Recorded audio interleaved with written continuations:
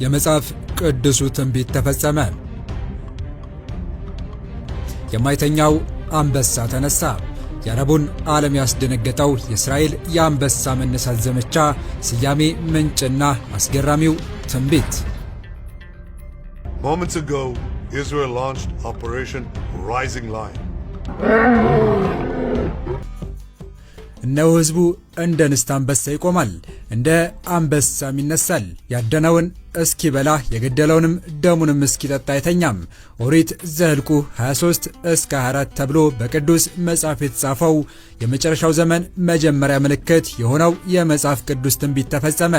ጠላቶቹን ሁሉ ሳይገድል የማይተኛው አንበሳ ተነሳ። እስራኤል የኢራንን የኒውክሌር ጣቢያዎችና ቁልፍ ወታደራዊ መሠረተ ልማቶች በመምታት ፊሽካውን ነፍታለች። ለመሆኑ የአረቡን ዓለም ያስደነገጠው እስራኤል በኢራን ላይ ያስጀመረችው አዲሱ የአንበሳ መነሳት ዘመቻ ስያሜ፣ ምንጩና ከዚሁ ጋር የተገለጸው አስገራሚው ትንቢት ስለ ዓለም ፍጻሜና ስለ ውጤቱ ምን ይላል? ከአስደንጋጩ ጥቃት በፊት የተደረገው ወራትን የፈጀ አዝጋሚና ድምፅ አልባ ዝግጅትስ ምን ይመስል ነበር? ሞሳድ በኢራን ውስጥ የተሟላ የድሮን ቤዝ ሲገነባ የአረብ ዓለም መከታ ነኝ የምትለውና በመካከለኛው ምስራቅ ጠንካራ የሚባል የስለላ ደህንነት ተቋም ያላት ኢራን እንዴት ፍንጭ ሳይኖራት ቀረ? የሚሉትን ጨምሮ ጉዳዩን ዘርዘር አድርገን እንመለከተዋለን።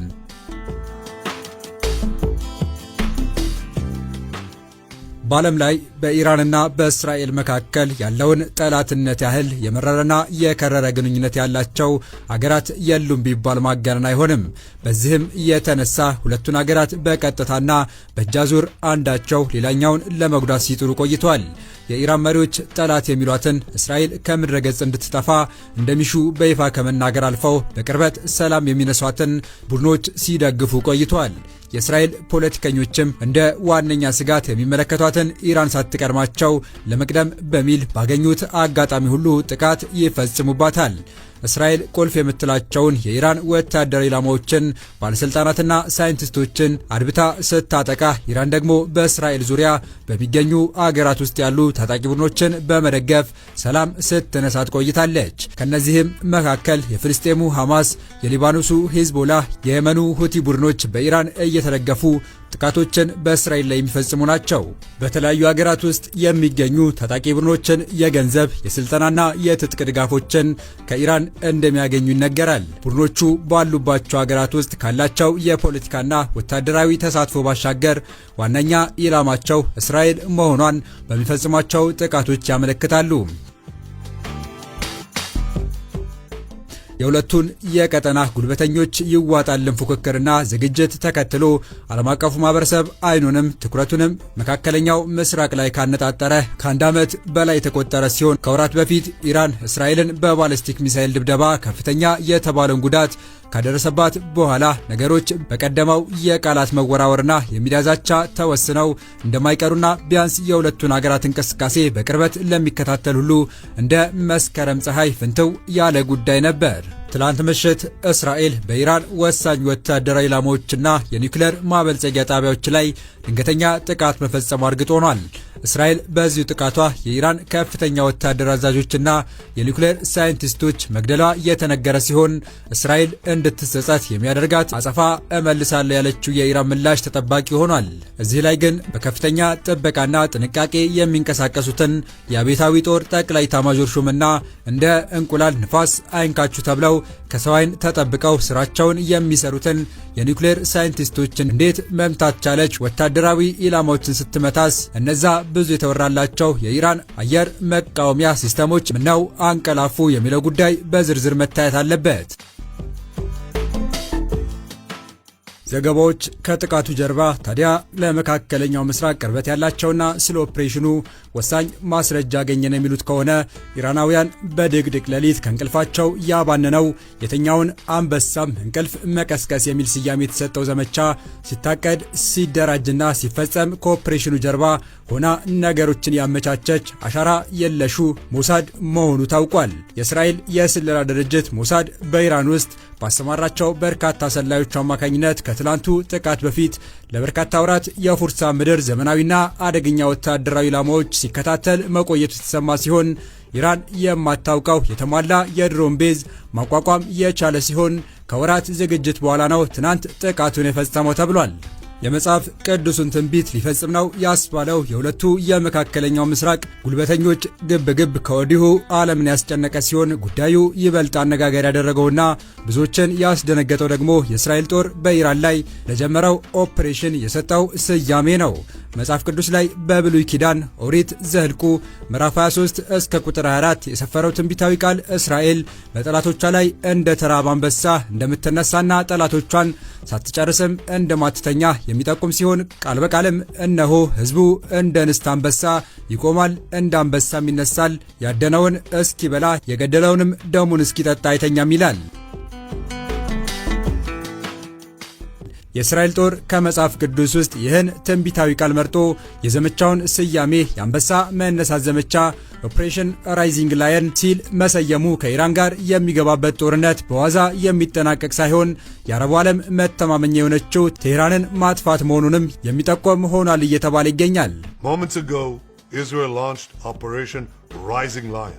ከዘመቻው ስያሜ ተነስተን የእስራኤል ዘመቻ የሚጠናቀቀው የኢራንን እስላማዊ መንግስት ገርስሶ ሲጥልና የፋርሷ ቅሪት ኢራን ለእስራኤል ስጋት የማትሆንበት ሁኔታ ላይ እስክትደርስ ድረስ የሚቀጥል ይሆናል እየተባለ ይገኛል። እንደሚታወቀው ከአንድ ዓመት በፊት ሐማስ በእስራኤል ላይ የፈጸመው ድንገተኛና ከባድ ጥቃት የእስራኤልን እስካሁን ያልተቋረጠ መጠነ ሰፊ የአጸፋ ጥቃት አስከትሏል። ከወራት በፊት ደግሞ የሊባኖሱ ሂዝቦላ ከድንበር ባሻገር የሚፈጽማቸው ጥቃቶች ተከትሎ ከእስራኤል ጋር ጦርነት ውስጥ ከገባ በኋላ መሪውን ጨምሮ በርካታ አባሎቹ ተገድለውበት ከባድ ጉዳት ደርሶበታል።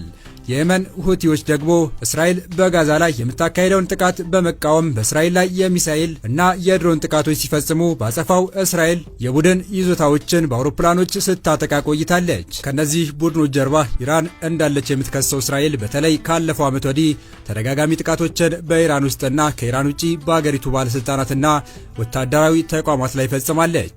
ኢራን በበኩሏ በእስራኤል ላይ መጠነ ሰፊ የሚሳኤልና የድሮን ጥቃቶችን በመፈጸም ምላሽ ሰጥታለች።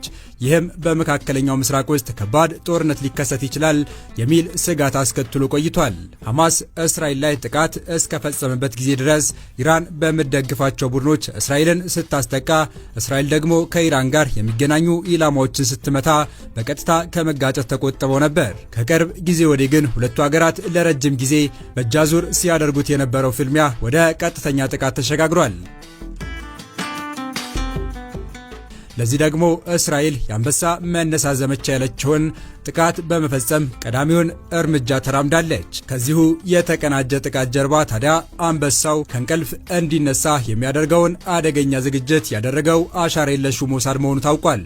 የእስራኤል የስለላ ድርጅት ሞሳድ በኢራን ውስጥ ባሰማራቸው በርካታ ሰላዮቹ አማካኝነት ከትላንቱ ጥቃት በፊት ለበርካታ ወራት የፋርሷን ምድር ዘመናዊና አደገኛ ወታደራዊ ኢላማዎች ሲከታተል መቆየቱ የተሰማ ሲሆን ኢራን የማታውቀው የተሟላ የድሮን ቤዝ ማቋቋም የቻለ ሲሆን ከወራት ዝግጅት በኋላ ነው ትናንት ጥቃቱን የፈጸመው ተብሏል። የእስራኤል ምንጮች እንደሚሉት ከሆነ ሞሳድ በኢራን ውስጥ ትልቅ የሆነ ድብቅ ሰው አልባ አውሮፕላን ማስወንጨፊያ ጣቢያ ማቋቋሙን ተናግሯል። እስራኤል በትናንትናው ምሽት በኢራን ላይ ጥቃት ለመፈጸም ከብዙ ወራት በላይ ስትዘጋጅ ቆይታለች። በተሽከርካሪ የተጫኑ ድሮኖች በመጠቀም የኢራን የኒውክሌር ጣቢያ አውድማለች። ቁልፍ ወታደራዊ መሪዎችን ገድላለች። ይህ እስራኤል በኢራን ላይ የፈጸመችው ጥቃት ዩክሬን በቅርቡ በሩሲያ ላይ ከፈጸመችው ሸረሪት ከተሰኘው ኦፕሬሽን ጋር ተመሳሳይ ይመስላል። ለመሆኑ ከእስራኤልና ኢራን በወታደራዊ ቁመናቸው ተነጻጽሮ ሲመዘኑ ማን ወታደራዊ የበላይነት አለው የሚለው ነጥብ መነሳት አለበት።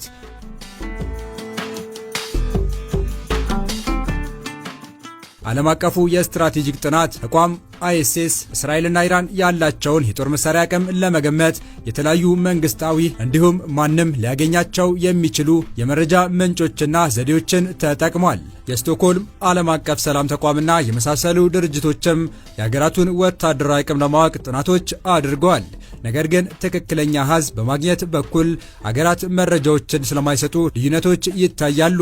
የኦስሎ የሰላም ጥናት ተቋም ባልደረባ ኒኮላስ ማርሽ እንደሚሉት ግን የዓለም አቀፍ ስትራቴጂክ ጥናት ተቋም አይኤስኤስ መረጃ በዓለም ዙሪያ ያሉ ሀገራት ወታደራዊ ጥንካሬ ለማወቅ እንደ መነሻ ሊወሰድ ይችላል። ተቋሙ እንደሚለው እስራኤል ከኢራን በላይ ከፍተኛ ገንዘብ ለመከላከያ ስለምትመድብ በየትኛውም ግጭት ውስጥ ከፍተኛ ጥንካሬ እንዲኖራት ያስችላል። በአይኤስኤስ መረጃ መሰረት በአውሮፓውያኑ 2022 እና በ2023 የኢራን የመከላከያ በጀት 7.4 ቢሊዮን ዶላር አካባቢ የነበረ ሲሆን የእስራኤል ግን ከእጥፍ በላይ 19 ቢሊዮን ዶላር ነበር። ከምጣኔ ሀብት አንጻርም የእስራኤል አጠቃላይ ሀገራዊ ምርት ከኢራን በእጥፍ የሚበልጥ ነው።